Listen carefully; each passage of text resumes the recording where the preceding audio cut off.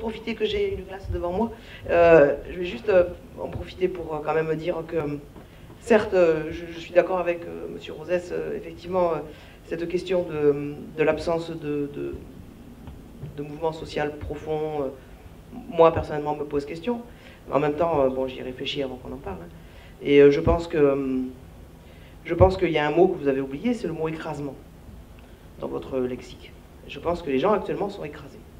C'est-à-dire qu'ils sentent le souffle sur la nuque du déclassement, ils voient ce qui se passe en dessous, et ils ont peur de s'y retrouver. Et ils ont peur qu'un mouvement social profond... Moi, j'ai fait grève en 2003, j'ai fait grève un mois et demi, pardon. Mais j'ai mis 1 an et demi pour le payer. Voilà, c'est pour ça. Et je ne suis pas sûr qu'aujourd'hui, je vous le dis franchement, je pourrais repartir dans un mouvement social comme ça, fort. Voilà. Et ce sentiment d'écrasement, il est présent, mais si à un moment donné, si le ruissellement tant promis n'a pas lieu, j'ai craint fort qu'à un moment donné, effectivement, il y ait un mouvement social fort, violent, profond. J'espère pas aller jusqu'à une guerre civile ou quelque chose comme ça. Enfin, moi, je veux pas noircir le tableau, c'est pas ça. Mais je pense qu'on peut arriver à des mouvements. Mais actuellement, effectivement, ce sentiment, cette impression d'écrasement, il existe.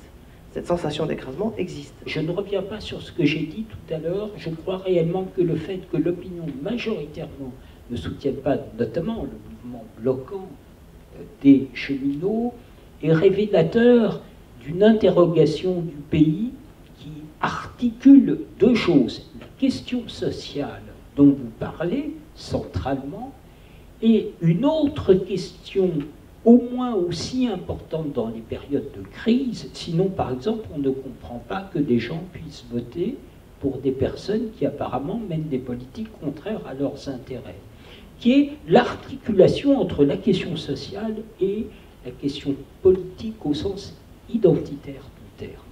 Et donc je crois que le pays se débat effectivement dans ce que vous dites. Alors ce qui fait mon inquiétude, ça a été dit tout à l'heure, y compris par M. le député, c'est la situation européenne.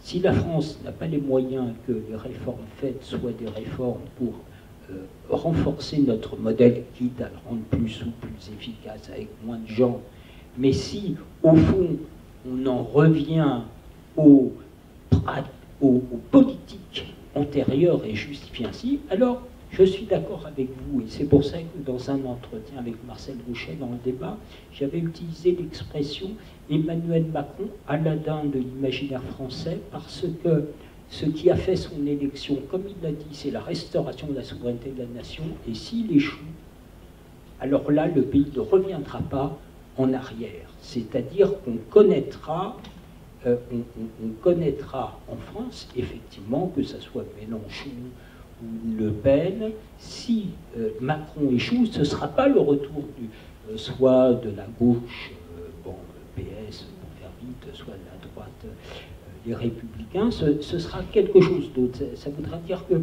le pays aura testé le fait de pouvoir survivre à l'intérieur du système.